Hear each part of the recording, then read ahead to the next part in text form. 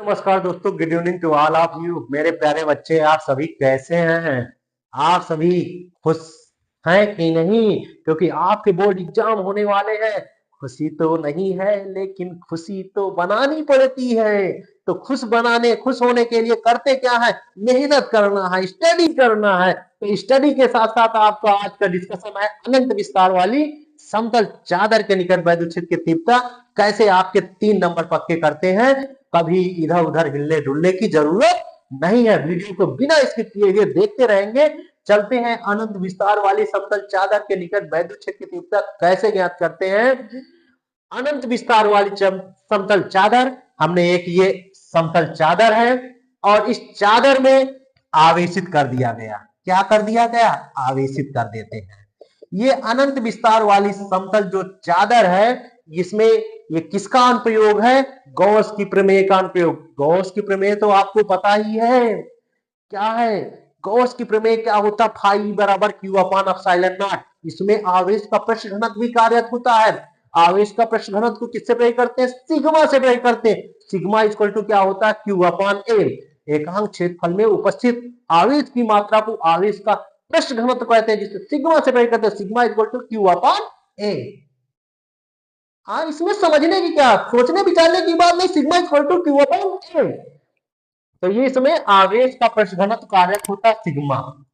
ठीक, ये मान लिया कि अनंत विस्तार वाली एक समतल चादर है। इस चादर से निकट स्मॉल आर मीटर की दूरी पर, ध्यान दीजिए, इससे स्मॉल आर मीटर की दूरी पर एक बिंदु P है। ध्यान दीजिए, यहां पर एक बिंदु P है जिस पर वैद्युत क्षेत्र की तीव्रता E तथा वेक्टर क्षेत्रफल dA वेक्टर एक ही दिशा में कार्यरत है। तो ध्यान दीजिए, यहां से एक बेलनाकार पृष्ठ बना दिया गया। इस बेलनाकार पृष्ठ पर एक बिंदु क्या है? P है, जिस पर वैद्युत क्षेत्र की तीव्रता E तथा वेक्टर क्षेत्रफल dA वेक्टर एक ही दिशा में कार्यरत है। इस बिंदु P के सममित बिंदु P डैश है। ध्यान दीजिए, यहां पर एक है, इसको हम वक्री पृष्ठ मान लेते हैं और इससे ये सममित बिंदु है। सेम पोजीशन में इसके सममित बिंदु ये है और जिसका नाम दिया गया है क्या? P dash. इस P डैश पर भी वैद्युत क्षेत्र की तीव्रता E तथा वेक्टर क्षेत्रफल dA वेक्टर ये भी एक ही दिशा में कार्यरत है। और इस पर समझ सकते हैं कि आवेश है, तो आवेश फैला हुआ है। ये अनंत विस्तार वाली समतल चादर का एक ये चित्र बना देते हैं। चित्र में कोई दिक्कत? ये विस्तार वाला एक चादर है और इससे स्मॉल आर मीटर दूरी पर बाहर एक बिंदु P है जिस पर वैद्युत क्षेत्र की तीव्रता की गणना करना है। इसमें आवेश का पृष्ठ घनत्व क्या कार्यरत होता है? सिग्मा। ये सिग्मा कार्यरत होता है। इसका नाम क्या है? आवेश का पृष्ठ घनत्व। आवेश का पृष्ठ घनत्व। जब आवेश का पृष्ठ घनत्व सिग्मा कार्यरत होता है, तब वैद्युत क्षेत्र की तीव्रता की गणना कैसे करते हैं? स्टूडेंट स्टार्ट करते हैं इसको लिखना कि माना एक अनंत विस्तार वाली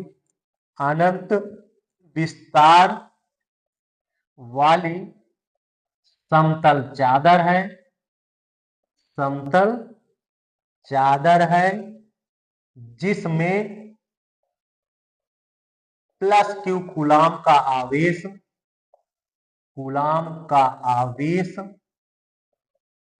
एक समान रूप से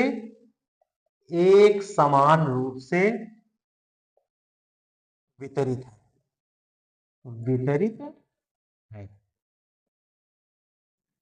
इस चादर से स्मॉल आर मीटर दूरी पर एक बिंदु क्या है? P है। एक बिंदु P है जिस पर वैद्युत क्षेत्र की तीव्रता की गणना वैद्युत क्षेत्र की तीव्रता की गणना करनी है। जिस पर वैद्युत क्षेत्र की तीव्रता की गणना करनी है। अब इसके लिए क्या करते हैं? इसके लिए इसके लिए इस समतल चादर से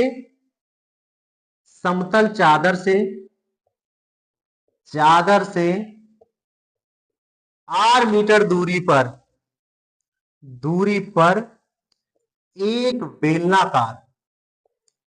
बेलनाकार पृष्ठ की कल्पना करते हैं। पृष्ठ की कल्पना करते हैं जिसे जिसे क्या कहते हैं? गॉसियन पृष्ठ कहते हैं। गॉसियन पृष्ठ कहते हैं। देखो ये बेलनाकार पृष्ठ की कल्पना की जिसे क्या कहते हैं? गॉसियन पृष्ठ। ये क्या है? गॉसियन पृष्ठ कहलाएगा। क्या कहलाएगा? गॉसियन पृष्ठ। ये अब यहां पर देखो, जो जिसे गॉसियन पृष्ठ कहते हैं, r मीटर दूरी पर एक बिंदु P है। इस बिंदु P से होकर गुजरने वाले एक गॉसियन पृष्ठ की कल्पना करते हैं, बेलनाकार पृष्ठ की कल्पना करते हैं, जिसे क्या कहते हैं? गॉसियन पृष्ठ कहते हैं। ध्यान दी, r मीटर दूरी पर एक बिंदु P है, यहां पर लिख सकते हैं बिंदु P है, जिससे होकर गुजरने वाले, यहां पर लिख सकते हैं r मीटर दूरी पर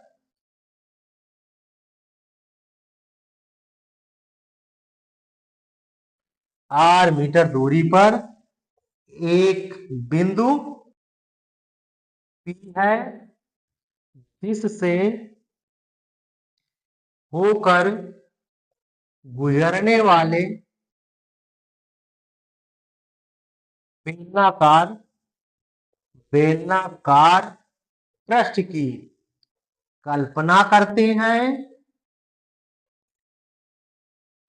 हैं, जिसे क्या कहते हैं? जिसे गॉसियन पृष्ठ कहते हैं। ध्यान दीजिए, जिसे गॉसियन पृष्ठ कहते हैं। जिस पर वैद्युत क्षेत्र E तथा वेक्टर क्षेत्रफल dA वेक्टर एक ही दिशा में कार्यरत है। ध्यान दीजिए, जिस पर वैद्युत क्षेत्र तीव्रता E तथा वेक्टर क्षेत्रफल dA वेक्टर एक ही दिशा में कार्यरत है। इसमें आवेश का पृष्ठ घनत्व क्या कार्यरत होता? सिग्मा कार्यरत होता है। ठीक, आवेश का पृष्ठ घनत्व सिग्मा कार्यरत होता है। तो अब देखो, इस गॉसियन पृष्ठ से, बेलनाकार पृष्ठ का जो गॉसियन पृष्ठ है, इस गॉसियन पृष्ठ से होकर गुजरने वाला वैद्युत फ्लक्स लिखते हैं। गॉसियन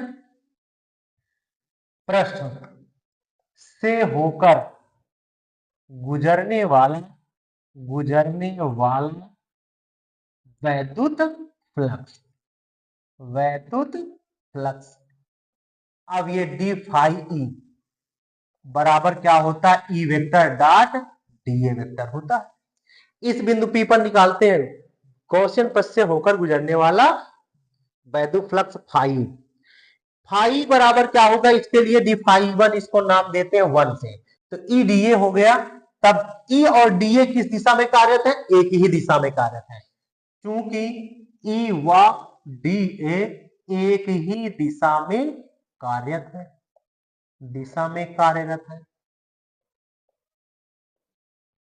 सभी को समझ में आ रहा है? ई और डीए देखो एक ही दिशा में कार्यरत है, तो ई और डीए एक ही दिशा में कार्यरत कर दिया, तो दिशा का मतलब हो गया थीटा बराबर कितना? 0 डिग्री। तब डी फाई ई1 बराबर क्या आ गया? ई डीए कॉस 0 डिग्री, क्योंकि ई डीए कॉस थीटा होता है। और डी फाई ई1 बराबर क्या हो गया? ई डीए कॉस बाई ये 0 डिग्री।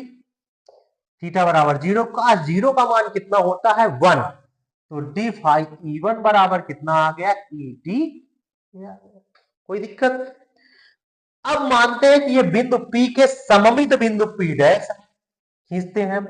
बिंदु बिंदु P के सममित बिंदु P डैश है, जिस पर वैद्युत क्षेत्र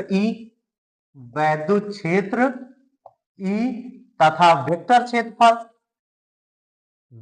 क्षेत्रफल dA वेक्टर एक ही दिशा में कार्यरत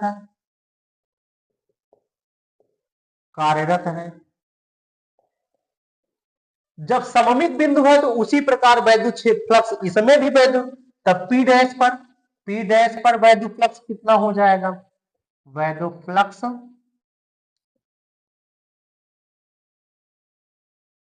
यहां पर तो बिंदु P पर है, ये बिंदु P पर था और ये P डैश पर, इसके लिए क्या आ जाएगा? D phi E2 equal to ये भी कितना हो जाएगा? डी फाई E1 के बराबर। तब D phi E2 equal to कितना आ गया? इसका मान कितना निकला? EDA। डायरेक्ट इसी के अनुसार इसी प्रकार रख दिया गया, या फिर ऐसे ही निकाल सकते हैं तो सेम पोजीशन ये निकल आएगा। अब ये वक्री पृष्ठ से, इस वक्री पृष्ठ से होकर गुजरने वाला, तो वक्राकार पृष्ठ इस पर ऐसी कंडीशन होगी, ये कंडीशन लंबवत की स्थिति होगी। तो लिखते हैं वक्री पृष्ठ से होकर गुजरने वाला वैद्युत फ्लक्स। जब वक्री पृष्ठ से होकर गुजरने वाला वैद्युत फ्लक्स निकालते हैं तो ये डी फाई E3 आ जाएगा। तो ये E vector dot DA vector, तब डी फाई E3 बराबर क्या आ गया? EDA cos theta. इस पर वैद्युत क्षेत्र E और वेक्टर क्षेत्रफल DA वेक्टर ये परस्पर कैसे कार्यरत होते हैं? 90 डिग्री कार्यरत होते हैं, क्योंकि E व DA पर 90 डिग्री का कोण बनता है। तो जब 90 डिग्री का कोण बनता है तब डी फाई E3 बराबर कितना आ जाएगा? EDA cos 90 degree. cos 90 का मान कितना होता है? 0। तब डी फाई E बराबर कितना आ गया? पूरा 0 हो गया। कोई दिक्कत? मैंने इस पर वैद्युत फ्लक्स निकाला, एक ही दिशा में, थीटा बराबर 0 रख दिया गया, तो cos 0 का मान 1, तो EDA आ गया। इसके बिंदु सममित बिंदु है, इस पर निकाला गया, तो जितना इस पर आया होगा उतना ये भी आया, तो EDA हो गया। और जब इसके वक्री पथ से निकाला गया तो इस पर लंबवत कार्यरत होता है, तो यहां पर थीटा बराबर 90 डिग्री, cos 90 का मान कितना होता है? 0। तो अब कुल वैद्युत फ्लक्स निकालते हैं। तो कुल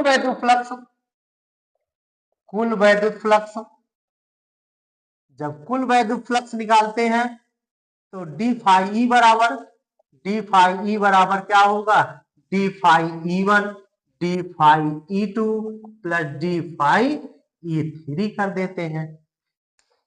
ध्यान दीजिएगा, डी फाई E3 कर दिया, तब डी फाई E1 बराबर, डी फाई E1 का मान कितना है? EDA। ये डी फाई बराबर EDA प्लस EDA और प्लस डी फाई E3 का मान कितना है? 0। तो कितना आ गया? डी फाई E बराबर कितना आ गया? 2EDA आ गया। तो कुल वैद्युत फ्लक्स निकला। लेकिन संपूर्ण पूरे चादर से, संपूर्ण गॉसियन पथ से होकर गुजरने वाला वैद्युत फ्लक्स, संपूर्ण गॉसियन पृष्ठ से होकर गुजरने वाला वैद्युत फ्लक्स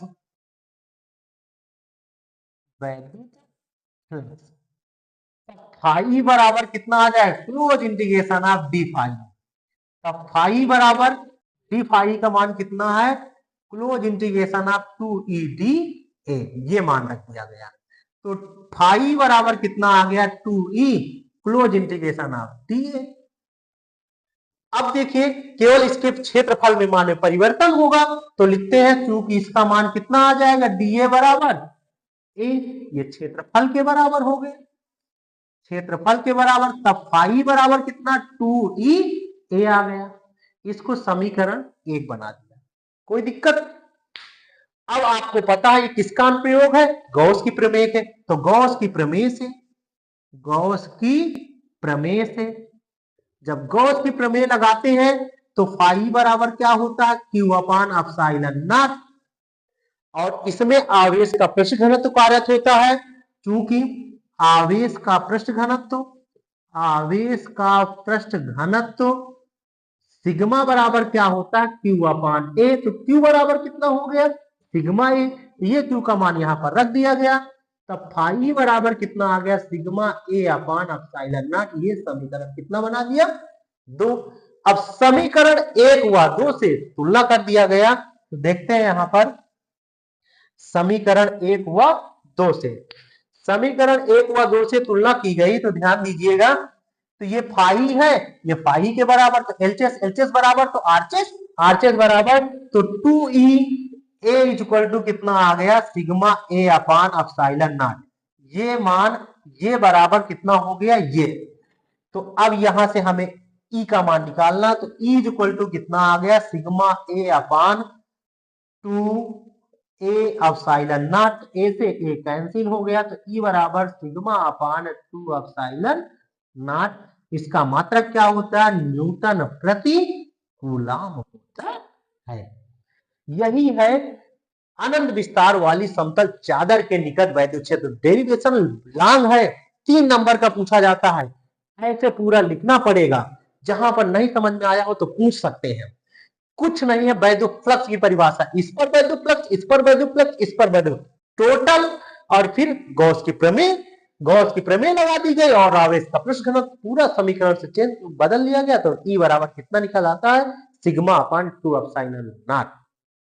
स्टूडेंट्स, आप सभी को अगर समझ में आ गया हो, वीडियो को फटाफट लाइक करिए, चैनल को सब्सक्राइब करिए, दोस्तों के पास शेयर करिए, और आज का डिस्कशन यहीं से समाप्त करते हैं।